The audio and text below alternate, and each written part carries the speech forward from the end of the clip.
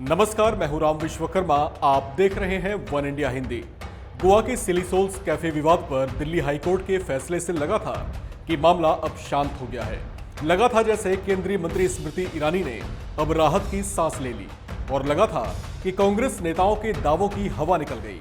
अगर आप भी ऐसा ही सोच रहे हैं तो जरा ठहरिए, क्योंकि इस मामले में अब एक नया मोड़ आ गया है। इस मामले से जुड़ी एक नई पड़ताल सामने आई है। पड़ताल ऐसी है जिसे लेकर अब कांग्रेस के नेताओं को एक बार फिर से आक्रामक होते देखा जा रहा है। आखिर क्या है पूरा माजरा, देखिए इस रिपोर्ट में।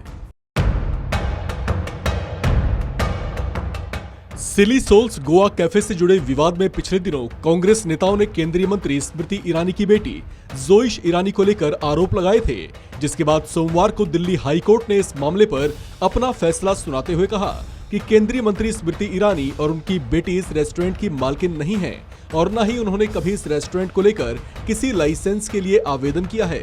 हाईकोर्ट की इस टिप्पणी के बाद कहा जाने लगा था कि कांग्रेस नेताओं के आरोप निराधार साबित हुए, लेकिन जरा ठहरिए, ये मुद्दा अभी भी गरमाया हुआ है, क्योंकि इसे लेकर द इंडियन एक्सप्रेस ने अपनी एक रिपोर्ट में एक बड़ा दावा किया है।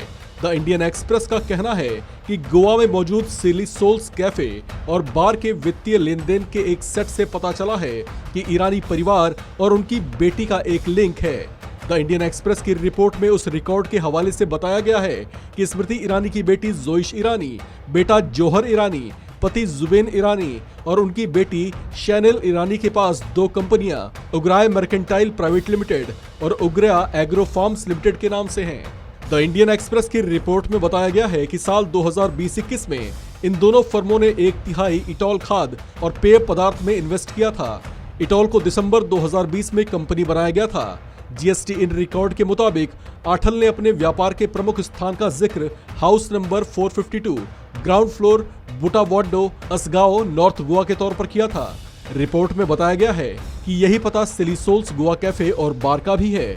इसमें बताया गया है कि स्मृति ईरानी खुद इसमें किसी कंपनी में शेयर होल्डर नहीं है। रजिस्ट्रार ऑफ कंपनीज की फाइल्स के मुताबिक नवंबर 2020 में उग्रा मर्केंटाइल और उग्रा एग्रो ने इटॉल की कुल पूंजी का 50 और 25% तक इन्वेस्ट करने का संकल्प लिया था।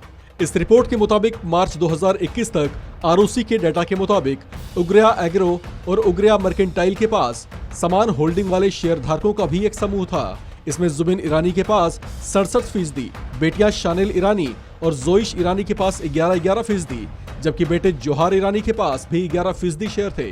31 मार्च 2021 को समाप्त होने वाले वर्ष के लिए इटॉल द्वारा आरओसी के पास फाइल किए गए दस्तावेज बताते हैं कि उग्रा मर्केंटाइल और उग्रा एग्रो ने इटॉल की प्रारंभिक पूंजी को 50% और 25% दिया था।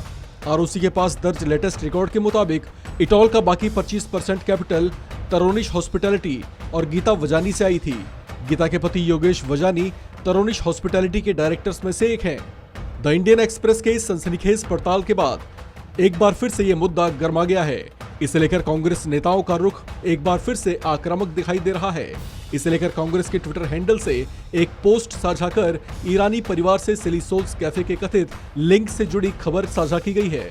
वहीं इस पर प्रियंका चतुर्वेदी ने चुटकी लेते हुए एक ट्वीट साझा किया, जिसमें वो लिखती हैं कि सीरियसली सिली सोल्स।